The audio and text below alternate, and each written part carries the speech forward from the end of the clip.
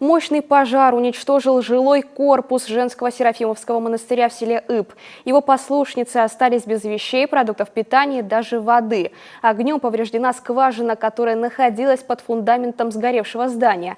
Отметим, все произошло в пятницу вечером. Возгорание хватило около 200 квадратных метров площади. 6 снарядов пожарных боролись с огнем всю ночь, но отстоять двухэтажное деревянное здание так и не удалось.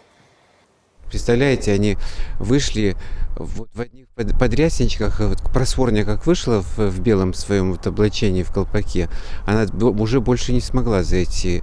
Сама игуменя монастыря тоже, когда поступил сигнал, она накинула такой старый халат рабочий, вот, и в тапочках вышла на улицу, и больше вернуться уже в корпус не смогла. Сгорели все документы монастырские, вот, даже телефон мобильный у матушки игумени, она осталась без связи.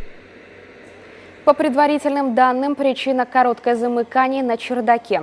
В это время там находились 6 человек. К счастью, все вовремя выбрались, пострадавших нет.